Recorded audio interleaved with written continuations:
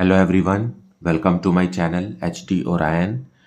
हम पढ़ रहे हैं accountancy for class 12 T S Grewal की टेक्स्ट बुक से 2024 edition, volume 2, accounting for companies, chapter 8, accounting for share capital.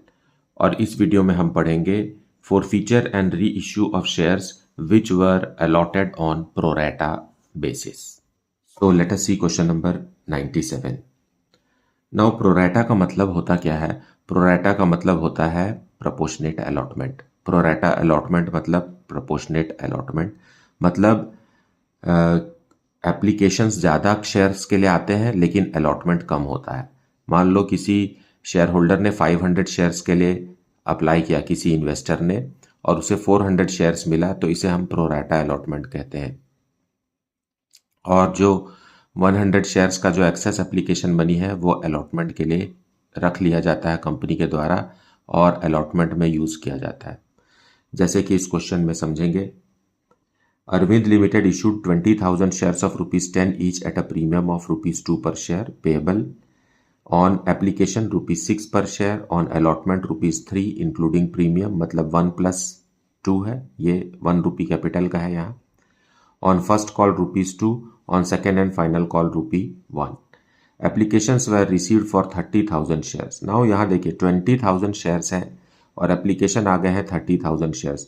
तो आप क्या कर सकते थे कि जो एक्सेस 10,000 शेयर्स था उसको हम रिफंड कर देते एप्लीकेशन मनी, लेकिन ऐसा नहीं है। Applications for 6,000 shares were rejected. अब 6,000 शेयर्स का पैसा एप्लीकेशन मनी वापस कर दिया आपने, लेकिन बाकी के 4,000 शेयर्स का तो बचा है ना। 24,000 शेयर्स का बचा। 24,000 जिन्होंने अप्लाई किया है उनको मिलेगा कितना?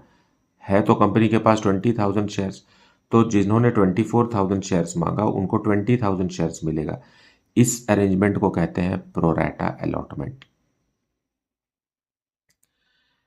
And pro rata allotment was made to the remaining applicants, मतलब जिसने 6 शेयर्स मांगे उनको 5 शेयर्स मिले। हर 6 शेयर के लिए कंपनी ने 5 शेयर्स दिए। Abhay, who was allotted 500 shares, failed to pay allotment money and on his subsequent failure to pay the first call, his shares were forfeited. तो अभय ने अपने शेयर्स पर अलॉटमेंट मनी नहीं दिया। Of these 300 shares were reissued as fully paid up for ₹6 per share. तो company ने इन 500 forfeited shares में से सिर्फ 300 शेयर्स ₹6 पर शेयर के हिसाब से जारी किया। एज फुल्ली पेड मतलब ₹4 डिस्काउंट है on reissue. Journalize the transactions to record the forfeiture and reissue of shares.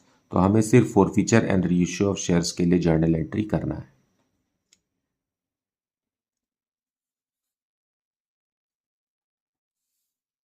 So solution 97 we will see. पहले क्वेश्चन को समझ लीजिए। एप्लीकेशन कितना आया है हमारे पास एंड अलॉटमेंट। ये टेबल आपको समझना चाहिए पहले। देखिए 6,000 जिन्होंने अप्लाई किया उनको कुछ भी नहीं मिला, और जिन्होंने 24,000 शेयर्स अप्लाई किया उनको 20,000 शेयर्स मिला। फाइन। 30,000 एप्लीकेशंस आए हैं, अलॉटमेंट होना है सिर्फ 20,000 का। तो इसको कंपनी ने ऐसा किया कि 6,000 का पैसा वापस करना पड़ेगा क्योंकि इनको एक भी शेयर नहीं मिला। लेकिन यहाँ पर आप प्रोरेटा अलॉटमेंट कर रहे हैं और यहाँ पर ही हमको समझना है। फाइन। अब क्या है यहाँ, ₹6 के हिसाब से फर्स्ट कैटेगरी में, इसको हम फर्स्ट कैटेगरी मान लेते हैं, इसको सेकेंड कैटेगरी, ₹36,000 भेजा और इनको कुछ भी नहीं मिला, मतलब एक्सेस एप्लीकेशन मनी कितना है? 36,000। तो रिफंड करेंगे हम 36,000 और ये होगा एडजस्टमेंट। ठीक। अब सेकेंड कैटेगरी को देखिए, इन्होंने भी ₹6 के हिसाब से कितना भेजा होगा कंपनी को? ₹1,44,000 कंपनी को भेजा, और कंपनी ने उन्हें कितना दिया? ₹1,20,000 का शेयर्स अलॉट किया। तो इनका एक्सेस एप्लीकेशन मनी आ गया कितना? ₹24,000। जिसे कंपनी वापस नहीं करेगी। एडजस्टमेंट करेगी अलॉटमेंट के समय।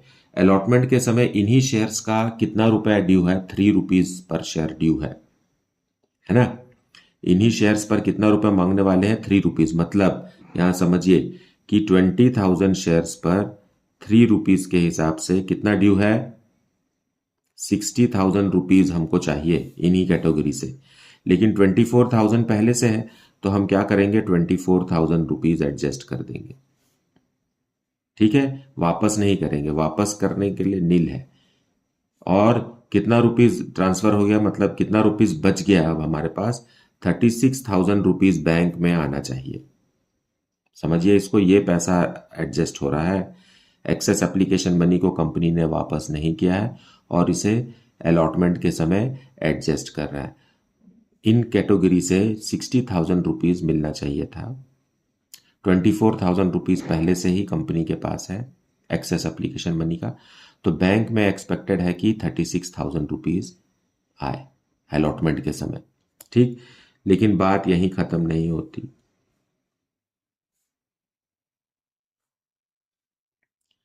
अब एक सज्जन है अभय, जिनको अलॉट हुआ है 500 shares.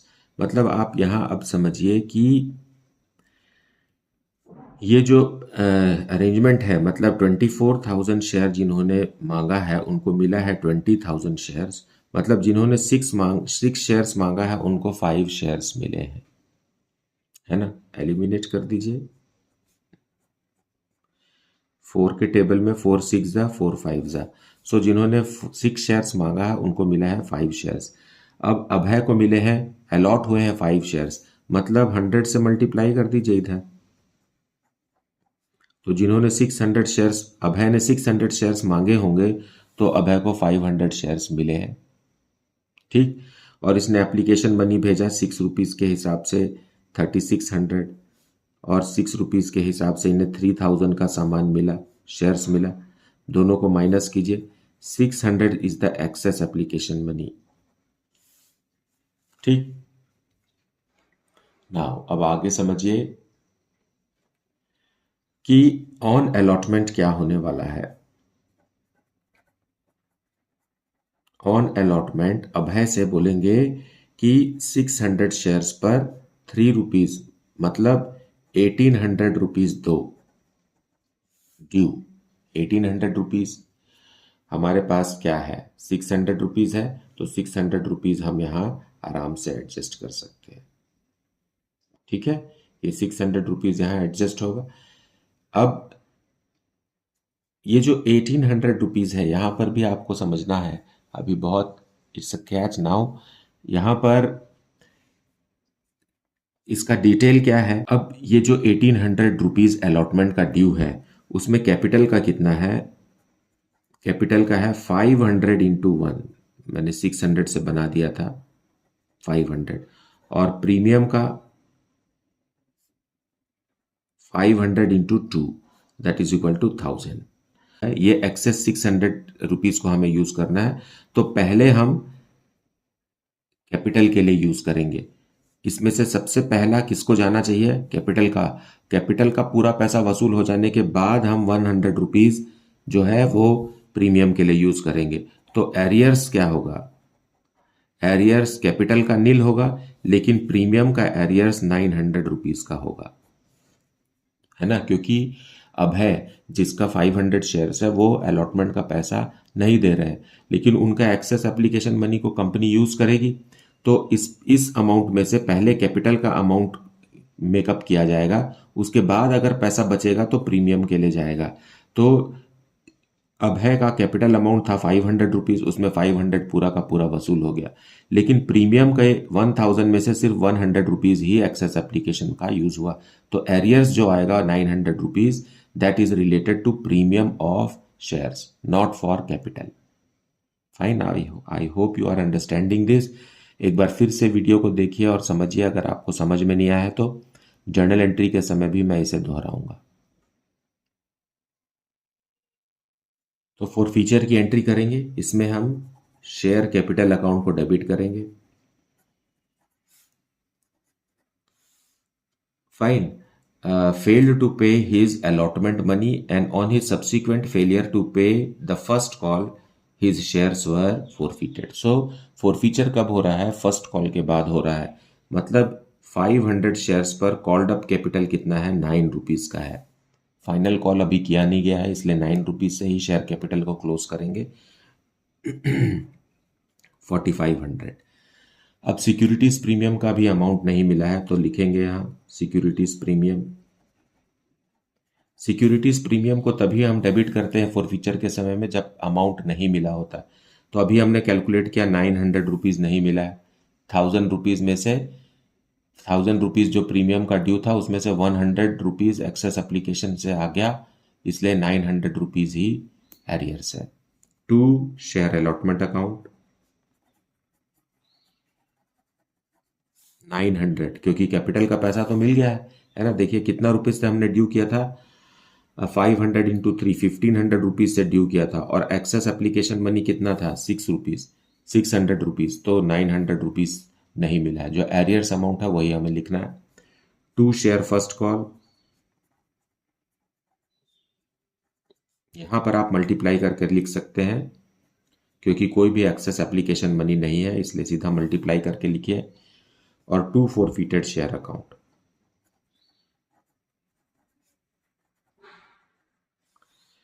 Fine. Forfeited share account में कितना आएगा? देखिए इसने कितना भेजा था? 600 शेयर्स पर 600 शेयर्स पर 6 रुपीज़ भेजा था, मतलब 3600 रुपीज़ भेजा था, है ना। इसके बाद तो कोई पैसा नहीं दिया, लेकिन इसमें से 100 रुपीज़ प्रीमियम के लिए यूज़ हुआ है, तो 3500 रुपीज़ ही फॉरफिट होगा। जो अमाउंट प्रीमियम के लिए यूज़ हो जाता है उस अमाउंट को फॉरफिट नहीं किया जा सकता, उसे फॉरफिटेड शेयर अकाउंट में नहीं लिखा जा सकता। तो इसने 600 शेयर के लिए अप्लाई किया था, 6 रुपीज़ पर शेयर एप्लीकेशन मनी था, 3600 रुपीज़ भेजा, तो ऐसा लगता है कि 3600 रुपीज़ ही फॉरफिट होना चाहिए। लेकिन इन 3600 में से 100 रुपीज़ सिक्योरिटीज प्रीमियम के लिए यूज हुए हैं, अभी जो मैंने समझाया 5 मिनट पहले। तो ये पैसा फॉरफिटेड अमाउंट में नहीं आएगा, इसलिए इसको लेस कर दीजिए, 3500 ही फॉरफिट होगा। वैसे भी आप इन दोनों अमाउंट को ऐड करके ये दोनों अमाउंट लेस करेंगे तो 3500 ही आएगा। Being 500 shares forfeited.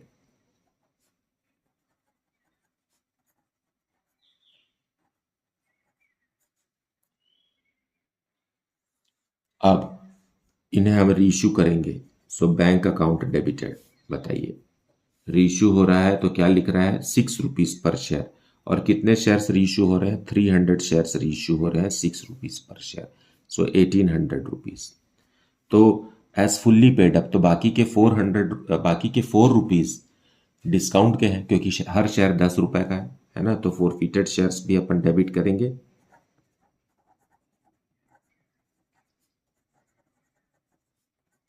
300 शेयर्स पर 4 रुपए, तो 1200 रुपए, मतलब 1200 रुपीज़ इज डिस्काउंट, वो हम फॉरफिटेड शेयर से लेते हैं। टू शेयर कैपिटल,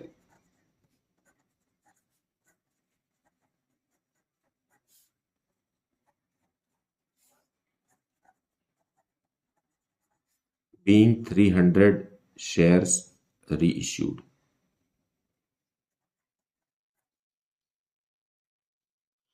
नाउ अब भी आपको कुछ समझना है यहाँ पर। देखिए यहाँ 600 शेयर्स के लिए इसने अप्लाई किया था और फॉरफिट हुआ है 3500 रुपीज़, लेकिन इनको अलॉट कितना हुआ था? 500 शेयर्स अलॉट हुआ था। तो यहाँ देखिए मैं लिख रहा हूँ 500 शेयर्स पर 7 रुपीज़ पर शेयर के हिसाब से इनको फॉरफीचर हुआ है। आपको अब 500 शेयर्स के नज़रिए से सोचना है कि 500 शेयर्स पर अगर 3500 रुपीज़ फॉरफिट हुआ है, मतलब पर शेयर 7 रुपीज़ फॉरफिट हुआ है। ये इंफॉर्मेशन को आपको कैपिटल रिजर्व के लिए इस्तेमाल करना है ना। देखिए 7 रुपीज़ पर शेयर फॉरफिट हुआ था, पर शेयर के बारे में बात कर रहे हैं हम। 7 रुपीज़ फॉरफिट हुआ था, उसमें से 4 रुपीज़ हमने डिस्काउंट दे दिया, तो बचा कितना? बचा 3 रुपीज़ पर शेयर है।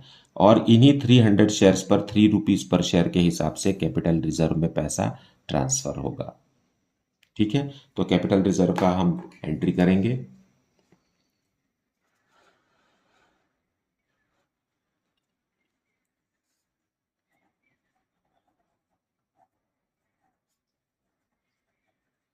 forfeited share account debited to capital reserve.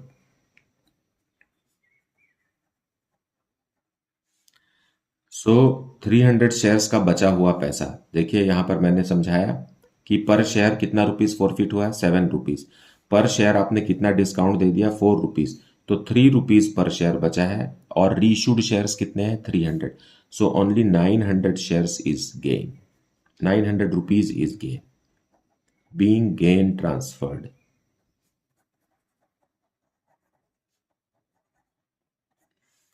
ये कॉन्सेप्ट आपको समझना बहुत ज़रूरी है।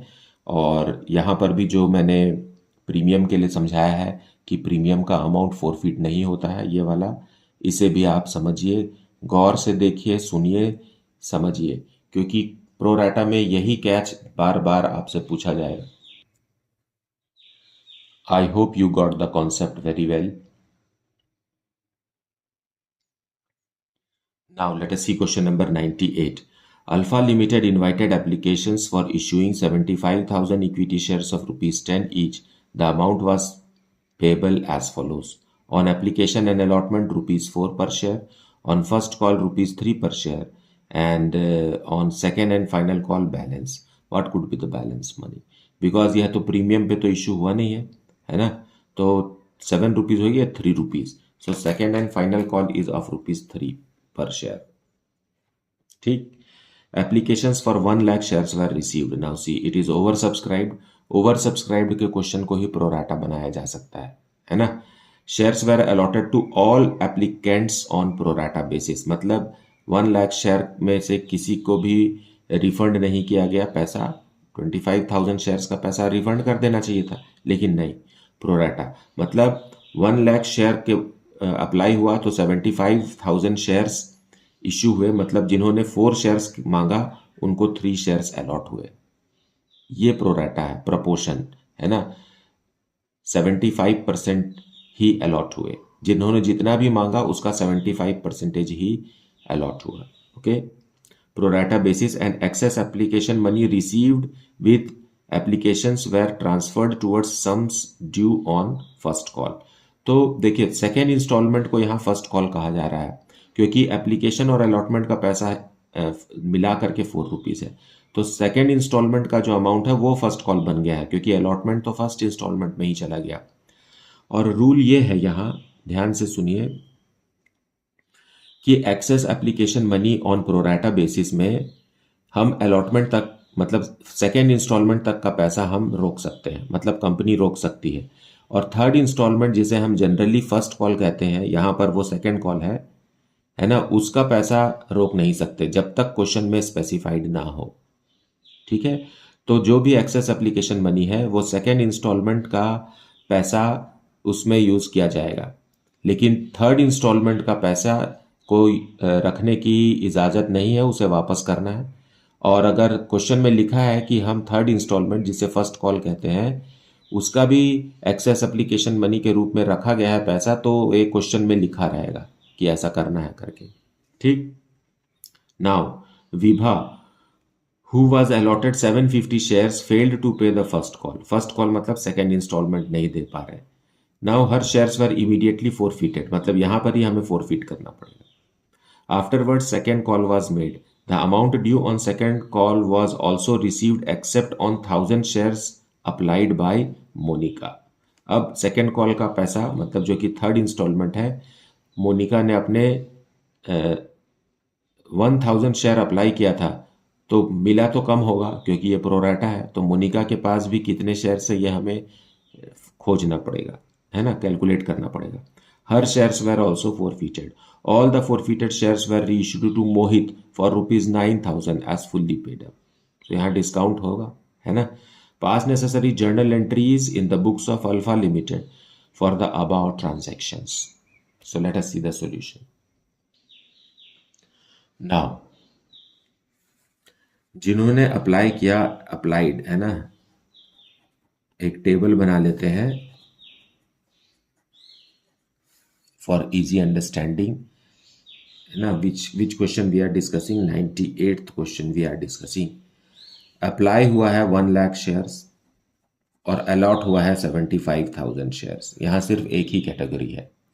और एप्लीकेशन मनी कितना है, एप्लीकेशन एंड अलॉटमेंट मनी एक साथ है 4 रुपीज। तो इन्होंने कितना भेजा होगा, 4 लाख भेजा, और 4 रुपीज के हिसाब से इन्हें 3 लाख का शेयर मिला। तो एक्सेस एप्लीकेशन मनी क्या हुआ, एक्सेस एप्लीकेशन मनी हुआ 1 लाख। कैसे 1 lakh, 4 lakh minus 3 lakh is 1 lakh rupees. ठीक है, हम रुपीज में कैलकुलेट करेंगे, नंबर ऑफ शेयर्स में बात मत कीजिए, क्योंकि अकाउंट्स में हमें रुपीज में लिखना रहता है। मनी मेजरमेंट कॉन्सेप्ट है ना, इस कॉन्सेप्ट के हिसाब से हमें किस में लिखना है, नंबर ऑफ शेयर्स में थोड़ी अकाउंट्स बनाते हैं, हम रुपीज में बनाते हैं। तो हर बात आप रुपीज में करेंगे, समझेंगे आप नंबर ऑफ शेयर्स के हिसाब से। फाइन। तो जिन्होंने 4 शेयर्स मांगे थे उनको 3 शेयर्स मिले हैं, ये हम समझ चुके हैं। और एक्सेस एप्लीकेशन बनी यहाँ। नाउ अलॉटमेंट के समय, अलॉटमेंट के समय हम इस मनी को एडजस्ट करेंगे। अलॉटमेंट के समय पर शेयर 3 रुपीज है, तो 75,000 शेयर्स पर 3 रुपीज के हिसाब से कितना रुपया हो जाएगा, 2,25,000। उसमें ये 1 लाख आराम से एडजस्ट हो जाएगा, है ना। कितना होगा, 2,25,000 रुपीज ड्यू होगा। तो इसमें 1 लाख रुपीज आराम से एडजस्ट किया जा सकता है। तो रिफंड की क्या बात हुई, रिफंड की तो कोई बात ही नहीं है, क्योंकि पूरा पैसा अलॉटमेंट में, अलॉटमेंट नहीं है ये, सॉरी ये फर्स्ट कॉल है ना। सेकेंड इंस्टॉलमेंट को हम क्या कह रहे हैं, फर्स्ट कॉल कह रहे हैं, क्योंकि एप्लीकेशन और अलॉटमेंट मनी एक साथ है। ये 4 rupees application and allotment money, ये फर्स्ट कॉल के लिए हम इसे यूज कर लिए, रिफंड के लिए कुछ भी पैसा नहीं बचा। ठीक है, ये हुआ एक्सेस एप्लीकेशन मनी को कैसे एडजस्ट करना है। लेकिन विभा है ना, विभा के बारे में बात करते हैं। अब आप यहां से जान गए हैं कि जिन्होंने 4 शेयर्स मांगा है उनको 3 शेयर्स मिला है, और Vibha who was allotted 750 shares, तो विभा को मिला है 750 शेयर्स। तो विभा ने अप्लाई कितना किया होगा ये जानना जरूरी है, क्योंकि विभा फर्स्ट कॉल का पैसा मतलब सेकेंड इंस्टॉलमेंट नहीं दे रही है। तो आप ऐसा कीजिए, यहां भी 750 लिखिए, यहां भी 750 लिखिए। ठीक, हमको इधर खोजना है, तो यहाँ 4 है तो इसको 4 से मल्टीप्लाई कीजिए, यहाँ 3 है तो इसको 3 से डिवाइड कर दीजिए, तो ये हो जाएगा 1000 शेयर्स। तो विभा ने 1000 शेयर्स मांगा है, तो उसे मिला है 750 शेयर्स, और 4 रुपीज के हिसाब से विभा ने 4000 रुपीज भेजा, और 4 रुपीज के हिसाब से विभा को 3000 का सामान मिला। तो एक्सेस एप्लीकेशन मनी जो है वो क्या है, 1000 रुपीज। ठीक, अब विभा को अलॉटमेंट में हम बोलेंगे, अब मिला तो 750 शेयर्स है, 750 शेयर्स पर 3 रुपीज के हिसाब से फर्स्ट कॉल का मनी ड्यू होगा, ड्यू अमाउंट है ये। लेकिन 1000 तो पहले से ही है कंपनी के पास, 1000 रुपीज पहले से है एक्सेस एप्लीकेशन मनी, तो ये एडजस्ट कर देगा। अब विभा जो फर्स्ट कॉल का पैसा मतलब सेकेंड इंस्टॉलमेंट नहीं दे रही है, उसका एरियर्स अमाउंट कितना आया, इतना आया।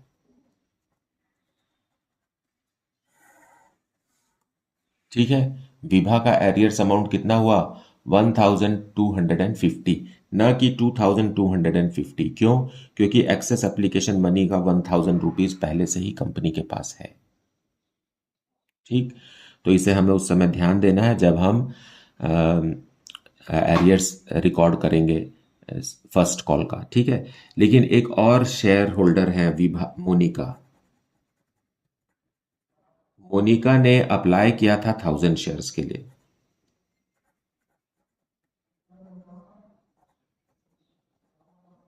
प्रपोर्शन तो ऐसा ही है, 4:3, है ना। मोनिका ने अप्लाई किया था 1000 के लिए, तो मिला होगा 75%, 750 शेयर्स ही मोनिका के पास है। तो आप ये मत समझिए कि मोनिका के पास 1000 शेयर्स है, मोनिका के पास कितने शेयर्स है, 750 शेयर्स ही हैं, क्योंकि प्रपोर्शन में देखिए इसी के हिसाब से निकालिए। देखिए 1000 दिया है, तो यहां पर कैसे करेंगे, 1000 इंटू 3 डिवाइडेड बाई 4 कितना आएगा, 750 आएगा। तो मोनिका के पास 750 शेयर्स है, मोनिका ने फर्स्ट कॉल का पैसा दे दिया है। अब सेकेंड कॉल का और जो भी एक्सेस एप्लीकेशन मनी था वो तो फर्स्ट कॉल के समय ही यूज हो गया। तो सेकेंड एंड फाइनल कॉल के लिए कोई भी एक्सेस एप्लीकेशन मनी नहीं बचा है, तो कुछ भी कैलकुलेट करने की जरूरत नहीं है। सेकेंड कॉल का जो एरियर्स रहेगा मोनिका का, वो 750 शेयर्स पर 3 रुपीज के हिसाब से 2250 रुपीज का रहेगा, है ना। इसे हम एक बार और भी डिस्कस करेंगे जब हम जर्नल एंट्री कर रहे हैं। तो let us see the journal entry part.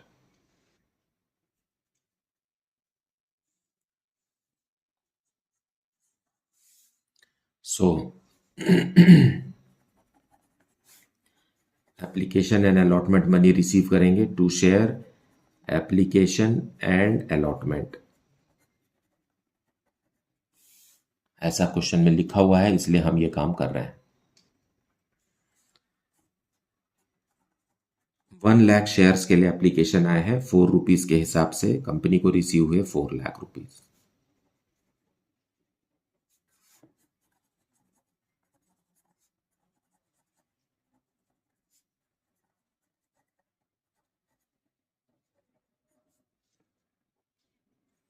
अब इसे हम ट्रांसफर करेंगे।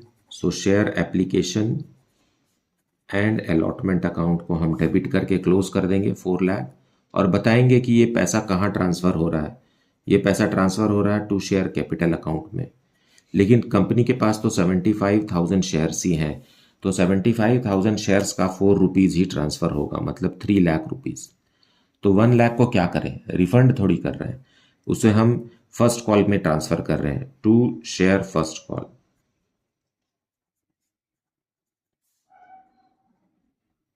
1 लाख रिफंड करने के लिए क्वेश्चन में कहा ही नहीं है, अगर नहीं कहा है तो हम रिफंड नहीं करेंगे। यहां पर फर्स्ट कॉल ही सेकेंड इंस्टॉलमेंट है, बीइंग अमाउंट ट्रांसफर्ड।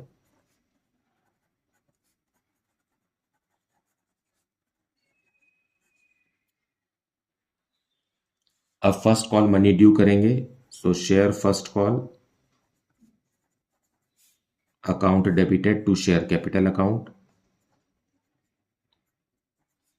75,000 शेयर्स पर 3 रुपीज ड्यू करेंगे, मतलब 2,25,000।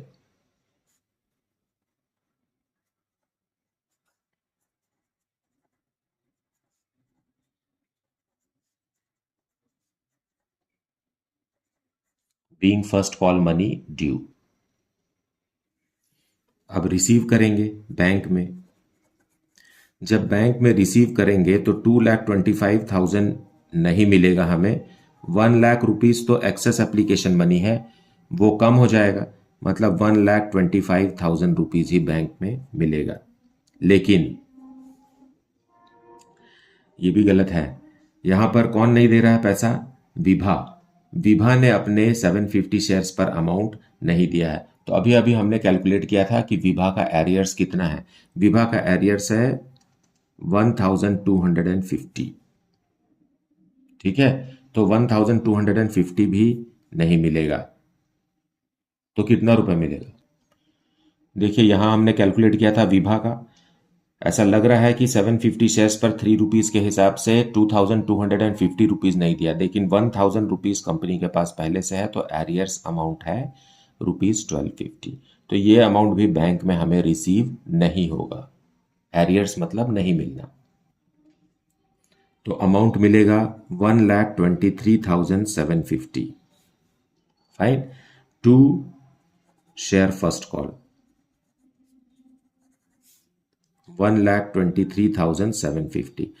कॉल्स इन एरियर्स अकाउंट खोलना कंपलसरी नहीं है, आप चाहे तो खोल सकते हैं, नहीं तो आप इसी तरीके से बनाइए, ठीक है। Being received except on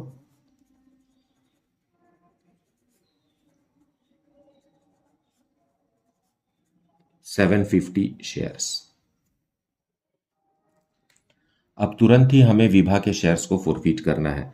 so share capital account debit हो जाएगा। फोरफीचर की एंट्री ऐसी ही होती है। 750 शेयर्स पर कॉल्ड अप कैपिटल है 7 रुपीज।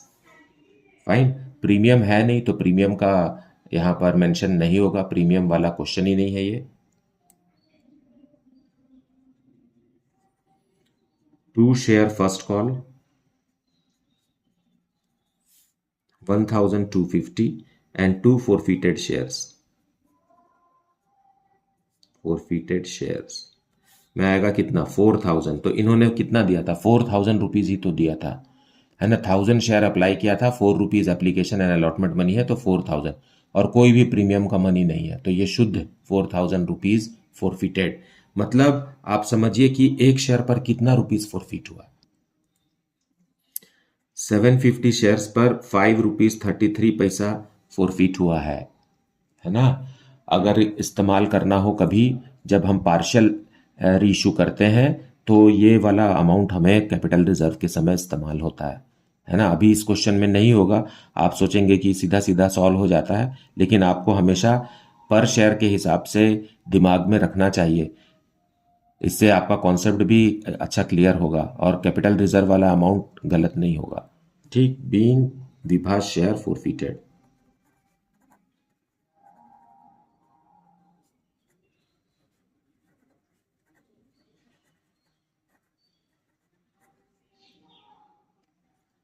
क्योंकि शेयर प्रोराटा अलॉटमेंट का है तो यहाँ आप 1000 रुपीज के हिसाब 1000 शेयर्स के हिसाब से कैलकुलेट नहीं करेंगे, जितना अलॉटेड शेयर्स है उसके हिसाब से कैलकुलेट करेंगे, तब अमाउंट यहाँ पॉइंट में आ सकता है। हर बार नहीं आएगा, इस बार आया है। ठीक है, अब हम फर्स्ट कॉल के बाद second and final call due करेंगे। So share second and final call to share capital account. अब ये 750 शेयर्स तो पब्लिक के पास है ही नहीं, फॉरफिट कर लिया गया है, तो बाजार में कितने शेयर्स होंगे 74,250 शेयर्स हैं जिन पर हम 3 रुपीज पर शेयर ड्यू करेंगे, मतलब 2,22,750 rupees due, being final call due.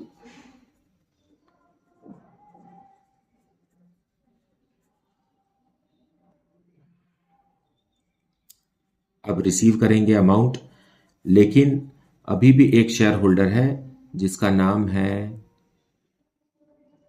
Monika. Monica is not paying.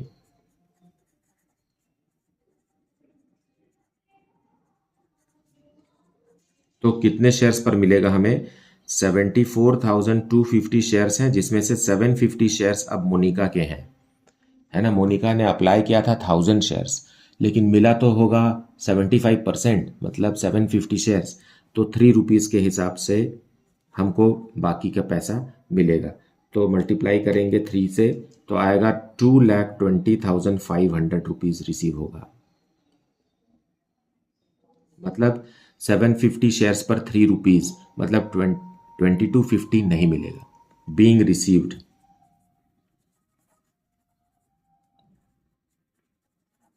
except on 750 shares of Monica. अब इन शेयर्स को भी फोरफिट करेंगे, so share capital account debit हो जाएगा। 750 शेयर्स पर पूरा 10 रुपीज मांग चुके हैं फाइनल कॉल तक, सेकेंड एंड फाइनल कॉल, मतलब 7,500 से शेयर कैपिटल अकाउंट क्लोज होगा। To share second and final call, मतलब 2250 नहीं मिला, मतलब देखिए 750 इंटू 3 नहीं मिला, फाइनल कॉल 3 रुपीज का था। 2 फोरफिटेड शेयर्स, मतलब यहां देखिए 750 शेयर्स पर 7 रुपीज पर शेयर फोरफिट हो गया, है ना।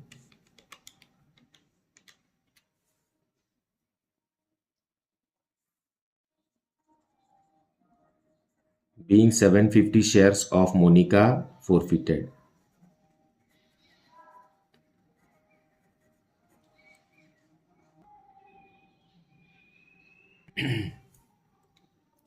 All the forfeited shares were reissued to Mohit.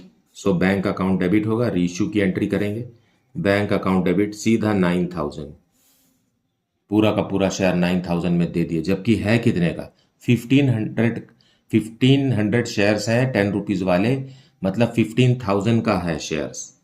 तो यहां पर लिखता हूं मैं टू शेयर कैपिटल, विभा और मोनिका दोनों का मिला करके 1500 शेयर्स है, एज फुल्ली पेड 10, तो 15,000 के शेयर्स को आपने 900 में दे दिया, मतलब 600 6000 रुपीज डिस्काउंट है, ये फोरफिटेड शेयर से आएगा। मतलब 1500 इंटू 4 पर शेयर आपने डिस्काउंट दे दिया, बीइंग री इश्यूड।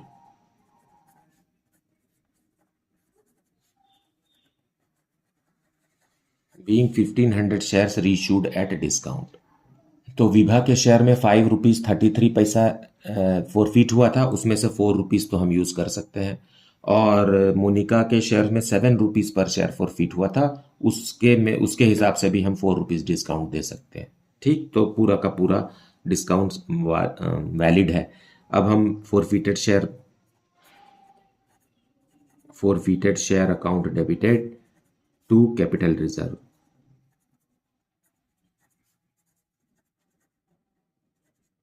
देखिए फोरफिटेड अमाउंट कितना था, दोनों का पहले पता लगाइए। विभा से फोरफिट हुआ था 4000 रुपीज़ और मोनिका से फोरफिट हुआ था ₹5250। ये फोरफिटेड अमाउंट है, उसमें से हमने डिस्काउंट कितना दे दिया 6000, तो बचा कितना हमारे पास 3250। यही 3250 क्या लिख दिया, यही 3250 हम ट्रांसफर करेंगे, that is gain on reissue, being gain transferred.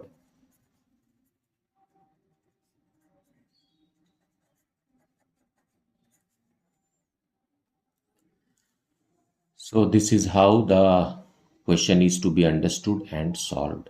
मुझे उम्मीद है कि आपको कॉन्सेप्ट अच्छे से समझ में आ गया है, आपने वीडियो को देखा है, एक्सप्लेनेशन को भी अच्छे से सुना है। Please do not skip any part of the explanation, it is meant for you, and recommend this channel to your friends so that they can study properly as good as you. और कुछ doubt है then please put it in the comment section. ये भी बताइए कि आप किस शहर से या किस जगह से इस वीडियो को देख रहे हैं, आपको वीडियोस कैसे लगते हैं। और अगर आप किसी कॉम्पिटिटिव एग्ज़ाम की तैयारी कर रहे हैं तो भी ये चैनल आपको काफ़ी हेल्प कर सकता है, क्योंकि टी.एस. गिरवाल एक लाजवाब टेक्स्ट बुक है। डिस्क्रिप्शन कॉलम में आप सारे प्लेलिस्ट वहाँ आपको मिल जाएंगे, तो आप प्लेलिस्ट से भी डिफरेंट टॉपिक्स को सर्च कर सकते हैं। Thank you so much for liking, subscribing and sharing this channel. Thank you so much for watching this video.